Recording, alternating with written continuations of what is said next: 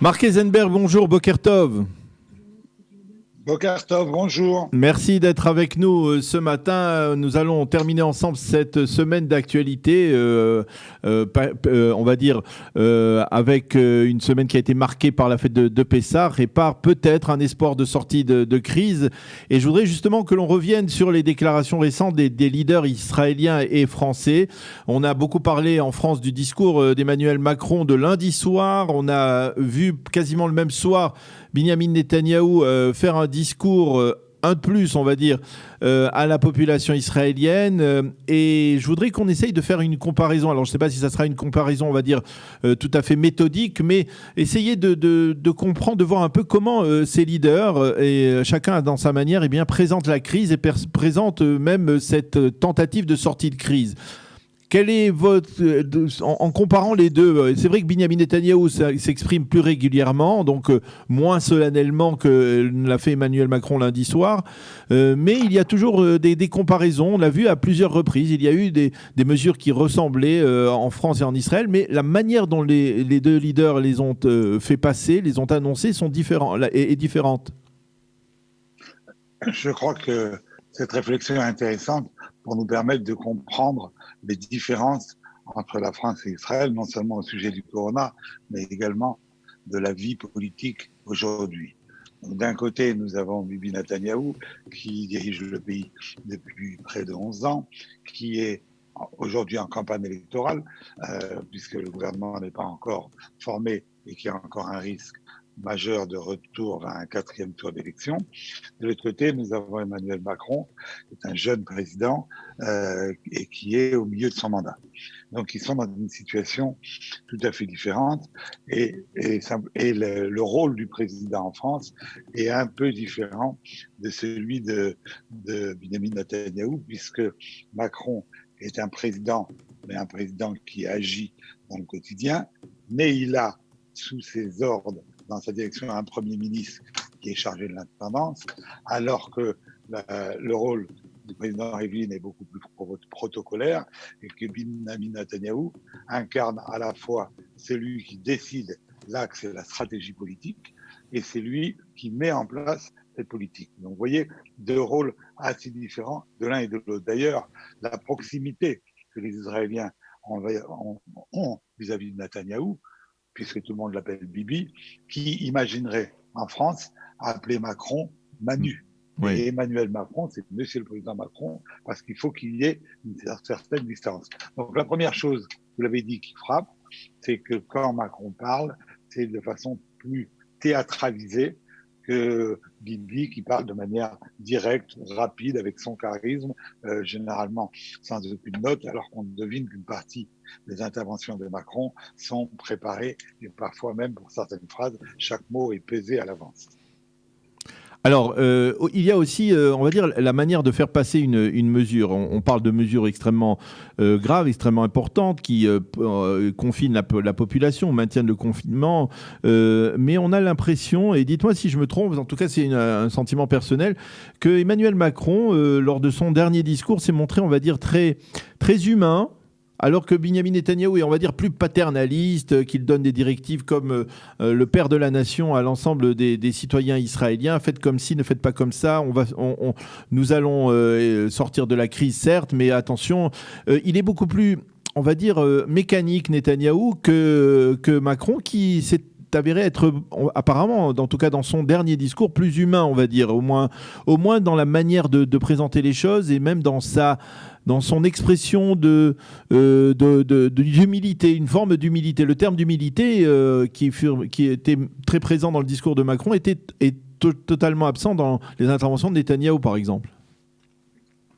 Je crois qu'il y a un problème de caractère. Netanyahou a beaucoup de qualités, mais sans doute, il n'avait pas cette grande qualité de Moshe Rabbeinu d'être Ish Anav, d'être un homme particulièrement modeste.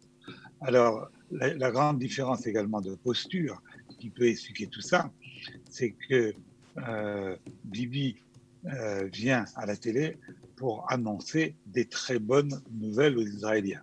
C'est-à-dire, si vous regardez ses discours, il passe une grande partie de son discours pour expliquer pourquoi Israël fait beaucoup mieux que les autres pays. Et quelque part, il a raison.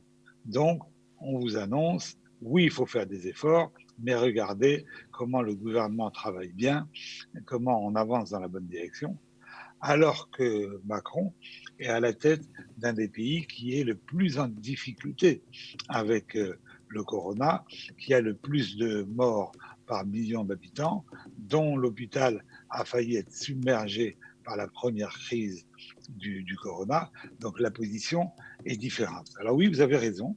Dans le dernier discours, Macron a fait preuve d'humilité.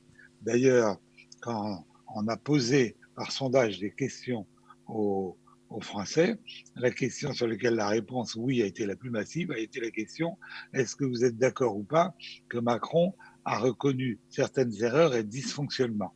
Et la réponse a été oui, 87%, et seulement non à 13%. Donc oui, il a reconnu des erreurs. Évidemment, c'était difficile de ne pas en reconnaître certaines, puisqu'il y en a eu, par exemple, la gestion du problème des masques. On nous a dit que c'était totalement inutile de porter les masques en France, puis qu'il fallait absolument que le personnel soignant en ait, et maintenant on s'interroge pour dire qu'il faudrait peut-être que toute la population en ait.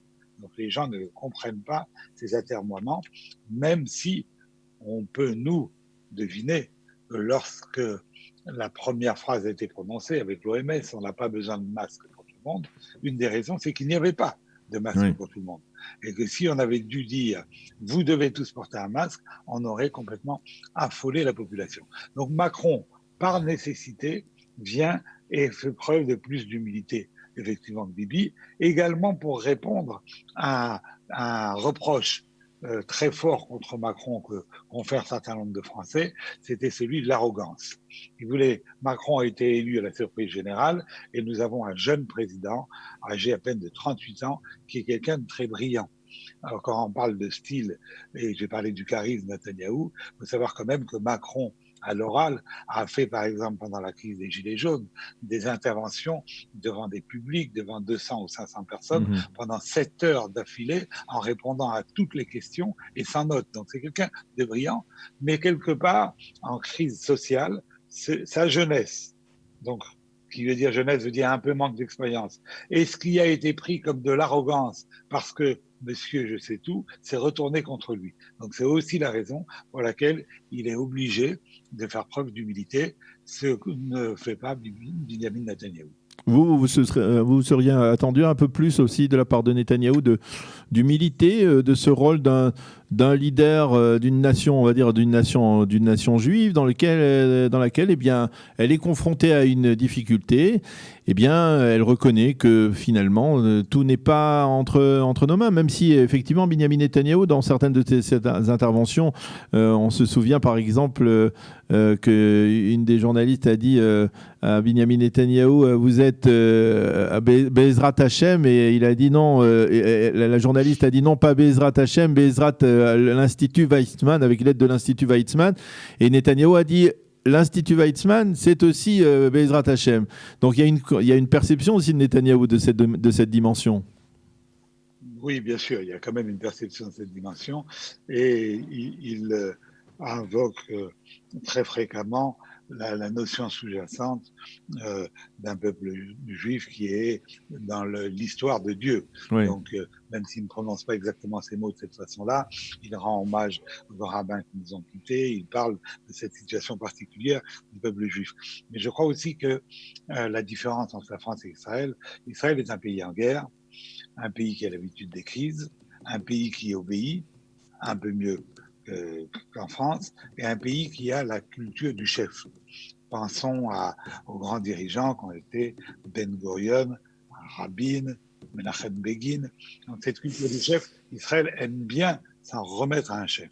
En France, le dernier grand dirigeant charismatique que nous avons eu, c'était De Gaulle, parce qu'il était justement général et qu'il nous avait, entre guillemets, sauvés pendant la Seconde Guerre mondiale. Mais même De Gaulle a été mis à la surprise générale en 1965 en ballottage aux élections présidentielles et est parti beaucoup plus tôt qu'il ne le souhaitait, en 69, suite à un référendum raté. Autrement dit, les Français sont toujours critiques et n'aiment pas s'en remettre à une personnalités exceptionnelles, comme ont l'habitude de faire les Israéliens. Et donc, ça explique aussi la façon dont les discours des uns ou des autres sont ressentis, la façon dont ils s'expriment différemment. Quand Macron a essayé de dire « nous sommes en guerre », il faut se battre. Et dans le même discours, c'était il y a un peu moins de 3 semaines, 3 fois, il avait prononcé le mot guerre. Les critiques ont immédiatement fusé. Oui. Alors, si on est en guerre, où sont nos armures? Où sont nos munitions? Quels sont les plans de bataille? Et c'est vrai qu'on n'a pas les masques, qu'on n'a pas les tests, qu'on n'a pas les blouses, qu'on manque beaucoup de matériel. En France, plus qu'en Israël. Encore une fois, je l'ai dit, la situation française n'est pas bonne, même si la crise a été mieux gérée à l'hôpital, il faut le dire, grâce notamment au dévouement des soignants aussi extraordinaire en France qu'en Israël, qu'en Italie ou en Espagne. En Italie, on a vu malheureusement mourir des gens dans les couloirs des hôpitaux, ce qui n'a pas été le cas en France. Mais la situation est difficile et les Français est râleur. Le Français fait des critiques. C'est assez incroyable et je dirais à mes yeux épouvantable qu'au milieu de la crise, au moment où on a besoin que tout le monde soit rassemblé, il y a déjà des associations qui ont fait des démarches devant la justice pour accuser qui le Premier ministre, qui le président de l'État, de ne pas avoir pris les mesures nécessaires et qu'ils devraient être condamnés en justice. Ça, c'est malheureusement, quelque part, peut-être le mauvais côté de l'esprit frondeur des Français. Et donc, qu'est-ce que ça donne? En Israël, lorsque Bibi s'exprime, sa popularité augmente, nous avons un chef, les décisions semblent bonnes, nous avons des bons chiffres, alors qu'en France, il est critiqué, les chiffres sont moyens, mais il y a des pays où les dirigeants, leur popularité augmente, par exemple, le cas assez incroyable du Portugal, qui est très peu atteint par la pandémie. Antonio Costa, sa popularité, le Premier ministre, augmente tous les jours de façon très notoire. Mais même en Italie, le Premier ministre, Giuseppe Conte, voit sa popularité augmenter. Pourquoi? Parce qu'en période de crise, normalement, on se rattache vers ses dirigeants, vers un État fort, vers quelque chose on a besoin de croire. Ben, en France, ça n'est pas tout à fait le cas. Et aujourd'hui, quand on interroge les Français pour savoir avez-vous confiance en Macron pour diriger la crise ou pas, la réponse est plutôt non. 53% contre 46-47%. Donc vous voyez que la situation et donc la façon dont Macron doit s'exprimer ou peut s'exprimer est également très liée à la situation différente que celle qui existe pour Netanyahou en Israël. Eh bien, Marc Eisenberg, merci beaucoup. C'était très intéressant de dialoguer avec vous sur ce sujet d'études comparatives, on va dire non méthodiques des discours des deux chefs d'État. Si vous me permettez, pour conclure un mot, Daniel, oui. À la réflexion, ce qui est d'autant plus intéressant dans cette comparaison, c'est que, il me semble, les mesures entre Israël et la France ont souvent, vous l'avez dit tout à l'heure, été prises en même temps. Israël a eu l'intelligence de prendre une mesure avant la France, une mesure importante. Fermer les frontières. Tous nos auditeurs s'en souviennent, c'est lorsqu'elle a décidé que tous les gens qui venaient de l'étranger, et notamment les Français, devaient être confinés pendant 14 jours à leur arrivée. La France a décalé cette mesure très tardivement. Mais pour le reste, c'était assez incroyable de regarder que pratiquement le même jour, il a été décidé en France comme en Israël de fermer les écoles. Que le même jour, 2 jours après, il a été décidé le confinement. Et malgré ça, les différences de situation au niveau pandémie dans les pays sont majeures. L'histoire et les scientifiques nous l'expliqueront peut-être, mais à partir de décisions prises pratiquement en même temps, leur efficacité et leur ressenti dans la population a été totalement différent. Merci beaucoup Marc Eisenberg d'avoir été avec nous ce matin. On vous souhaite de passer un agréable Shabbat, peut-être l'un des derniers Shabbats en confinement. Peut-être que déjà la semaine prochaine, on aura la possibilité de sortir un peu plus facilement qu'on est maintenant. Merci beaucoup d'avoir été avec nous. On l'espère, mais on demande à tout le monde de bien respecter les mesures sanitaires qui seront prises la semaine prochaine. Et s'il y a un déconfinement, il soit progressif et qu'on ne sorte qu'avec des masques et que lorsque c'est nécessaire. Mais bien sûr, on souhaite que la situation s'améliore pour tout le monde. Shabbat Shalom. Pour tout savoir sur le coronavirus en Israël, les recommandations officielles mises à jour, les aides aux Olim et tous les services proposés par le gouvernement, les municipalités, Kalita et les associations francophones d'Israël, dans cette période de crise inédite, connectez-vous sur www.info-covid19-kalita.com.